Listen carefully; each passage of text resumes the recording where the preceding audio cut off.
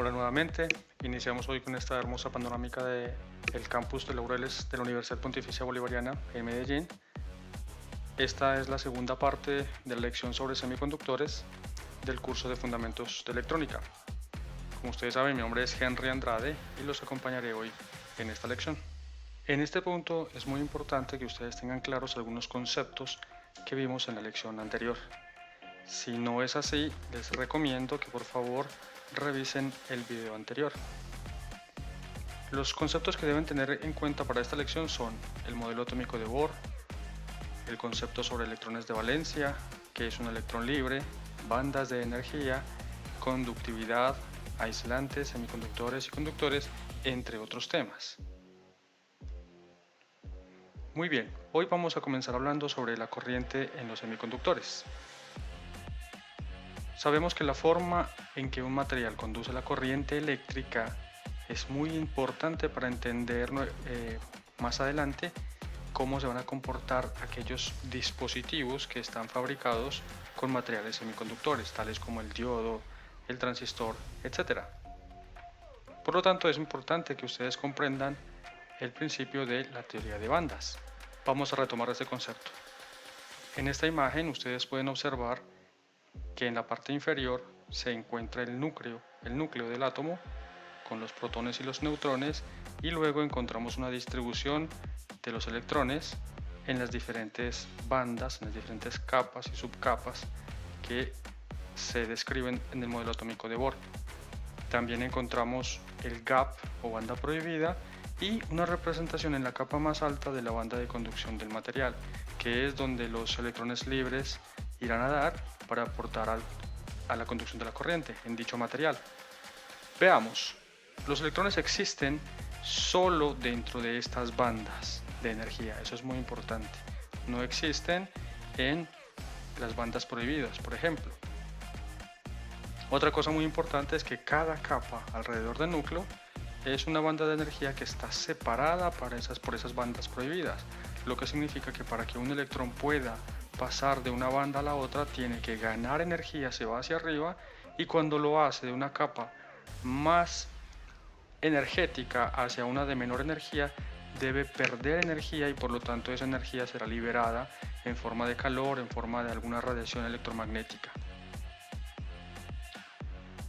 Ahora, cuando hablamos de que los electrones están en cada una de estas bandas, en cada una de estas capas, y no se desplazan, esa condición la logramos cuando el material se encuentra en la temperatura del cero absoluto, 0 grados Kelvin. Sí, entonces podemos afirmar que cada uno de los electrones están distribuidos en las diferentes capas y no va a haber movimiento entre dichas capas. Una cosa, un concepto muy importante que ustedes deben tener en cuenta es que hasta ahora simplemente hemos hablado de los electrones como las partículas subatómicas que son encargadas de la conducción de la corriente. Sin embargo, existe otro elemento que se denominan los huecos, que aunque a pesar de no ser una partícula subatómica, se considera para este modelo un portador de carga. Veamos. Tenemos en el gráfico de la parte izquierda nuevamente un gráfico de energía y vemos que tenemos la banda de valencia. Ustedes saben que la banda de valencia es donde se encuentran los electrones más energéticos, la última, la más externa del átomo, y tenemos también la banda de conducción. Ahora, sabemos también que un electrón necesita una cierta cantidad de energía para desplazarse hacia una banda superior. En este caso, la energía está representada como energía calorífica. La energía calorífica a temperatura ambiente, por ejemplo, es suficiente para brindarle a estos electrones de la banda de valencia la capacidad de saltar hacia la banda de conducción. Cuando un electrón que está en un átomo sale de la banda de valencia, se desprende, gana la suficiente energía y se desprende y se va hacia la banda de conducción, queda un hueco. Ese hueco, como lo podemos observar en la gráfica de la parte derecha, es nada más ni nada menos que un espacio en una unión de un enlace covalente de dos átomos que queda libre y que puede ser ocupado por otro electrón. Entonces, en este caso, cuando un electrón gana la suficiente energía para desprenderse del átomo en cualquiera de los dos gráficos, sucede que va a dejar un hueco. Y estos dos elementos, los electrones libres, son los que van a aportar a la conducción de la corriente y van a quedar unos huecos en la banda de valencia. Esto nos lleva a otro concepto importante, que es el del par electrón hueco y la recombinación. Tenemos un cristal, en este caso un cristal de silicio. Ya habíamos visto que el cristal de silicio tiene un patrón de repetición espacial dado por los átomos que comparten electrones en la banda de valencia, y observamos que se le aplica a este cristal una cantidad determinada de energía calorífica, que puede ser la temperatura ambiente, energía calorífica que se encuentra en el material a temperatura ambiente. Vemos entonces que muchos de los electrones que están haciendo parte de los enlaces covalentes ganan energía y salen del átomo, de esa unión, y se transforman en un electrón libre. A ese fenómeno lo llamamos generación de un par electrón hueco, porque en el momento en el que el electrón gana suficiente energía, pasa a la banda de conducción, se acaba de generar un par electrón hueco. De otro lado, cuando un electrón que se encuentra en la banda de conducción pierde energía y ocupa un lugar, un hueco que había quedado libre, a ese fenómeno lo denominamos recombinación. Bien, ahora sabemos que la energía calorífica es suficiente para generar pares electrón hueco. Veamos lo que sucede cuando tenemos un material de silicio intrínseco. Recordemos, intrínseco se refiere a la pureza del material, solamente está conformado por átomos de silicio, no hay ninguna impureza adicionada. Entonces, en estas condiciones, lo que sucede es que si nosotros aplicamos un campo eléctrico externo a este material, lo que va a ocurrir es que el polo positivo de ese campo eléctrico va a atraer los electrones, las partículas con carga negativa, los va a atraer hacia el polo positivo y se va a generar una corriente de electrones. Esos electrones, recuerden, se llaman electrones libres, que se encuentran en la banda de conducción.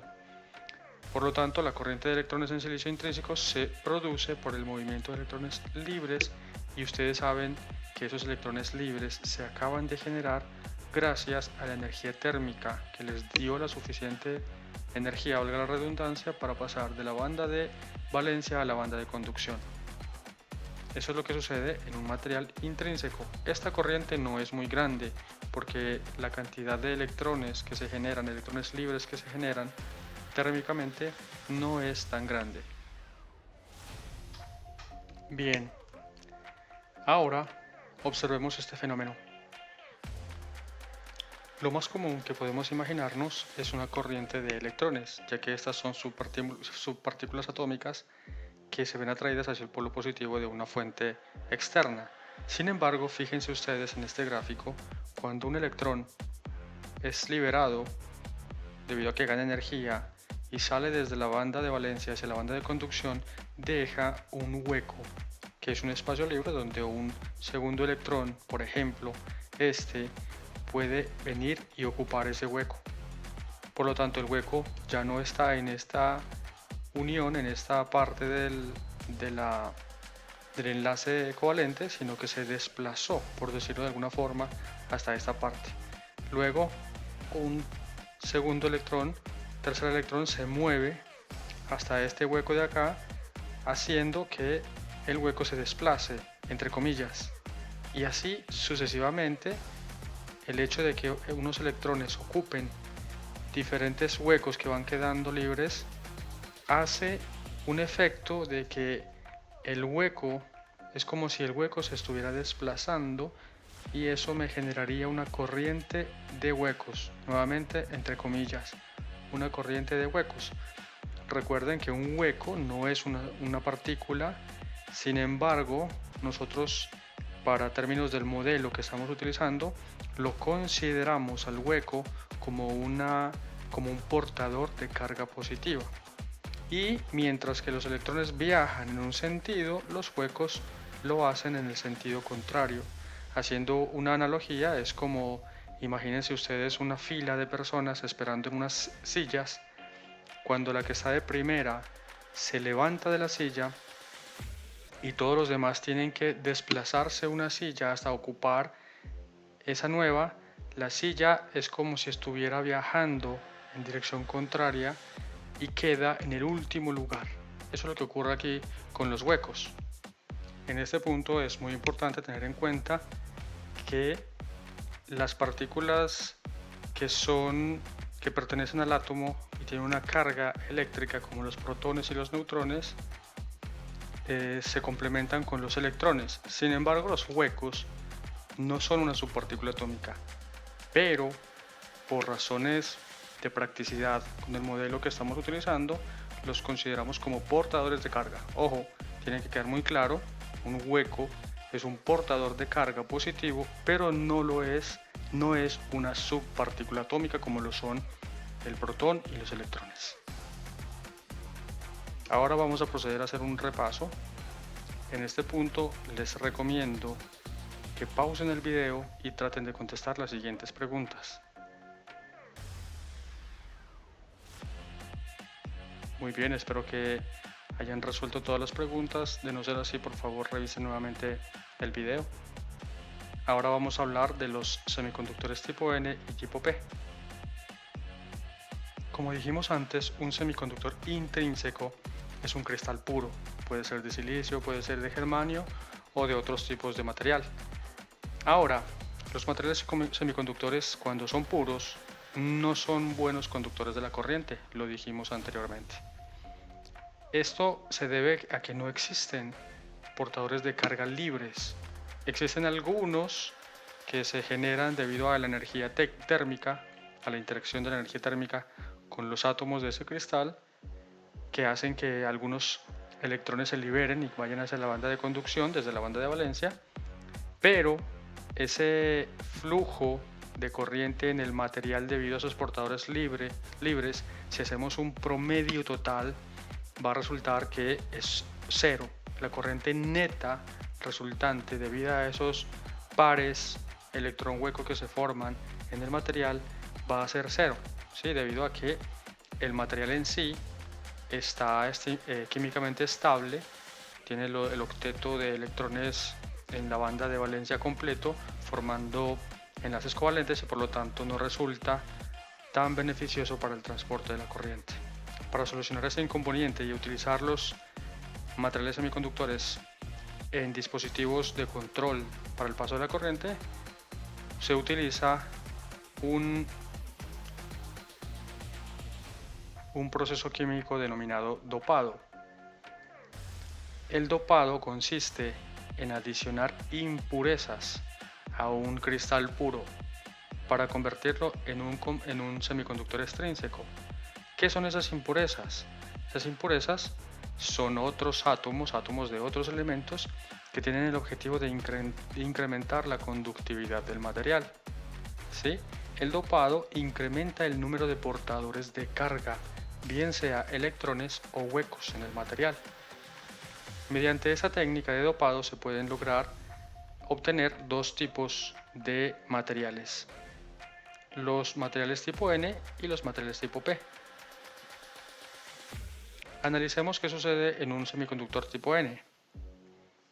Para lograr obtener un material semiconductor tipo N, tenemos que agregar átomos pentavalentes. ¿Qué significan átomos pentavalentes? Son aquellos que poseen 5 electrones en la capa de valencia.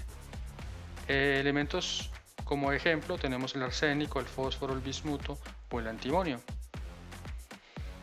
¿Esto qué hace? Como los electrones de la capa de valencia de un semiconductor son 4, al tener estos 5 van a compartir 4 de ellos con el átomo de silicio o de germanio y va a quedar sobrando un electrón, el cual no queda con ningún enlace covalente en esa capa y va a quedar un exceso de carga negativa. Entonces a ese átomo pentavalente lo denominamos donador, átomo donador. Fíjense en este gráfico, podemos ver lo que está sucediendo. Tenemos aquí este elemento que es el antimonio, que es un material pentavalente, se une con 4 átomos de silicio y nos queda sobrando un electrón, queda un electrón libre que va a aportar a la conducción de la corriente, y eso hace que el material en sí sea más conductivo, tenga una mayor conductividad eléctrica. Ahora, los portadores de carga en un material tipo N, tenemos los portadores mayoritarios, son aquellos que son mayoría en el material. En este caso van a ser los electrones, y los portadores minoritarios van a ser algunos huecos. Estos huecos no se crean debido al proceso químico de dopado, se crean térmicamente. ¿Qué significa eso? Que a pesar de que la mayoría de portadores mayoritarios son electrones, la energía térmica hace que se creen nuevos pares electrón-hueco y existan algunos huecos en este material. Es muy importante notar que no se producen por el proceso de dopado. Un material tipo N, los portadores minoritarios son los huecos. ¿Qué pasa en un material tipo P? En un material tipo P, lo que se hace es adicionar impurezas de elementos que son trivalentes, como el boro, el indio o el galio.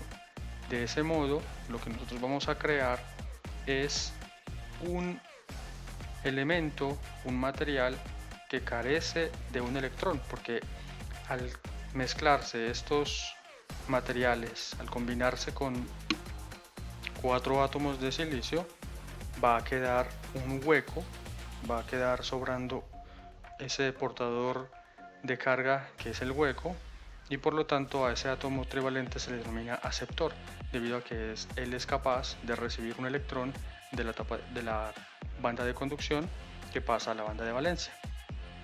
Veamos el gráfico. Entonces aquí en este caso tenemos el boro, comparte 3 electrones de valencia con 4 electrones con 4 átomos de silicio, de modo que hay un hueco en exceso. Entonces aquí observamos que los portadores mayoritarios en un semiconductor tipo P son huecos. Estos huecos se forman debido al proceso de dopado. Sin embargo, debido a la energía térmica también pueden existir portadores de carga minoritarios, que son los electrones, debido a que la energía térmica genera pares electrón-hueco. Hagamos nuevamente un repaso, veamos algunos conceptos importantes. Nuevamente les recomiendo pausar el video y tratar de contestar las siguientes preguntas. Muy bien, eso es todo por hoy. Les agradezco mucho su atención. Espero vernos más adelante.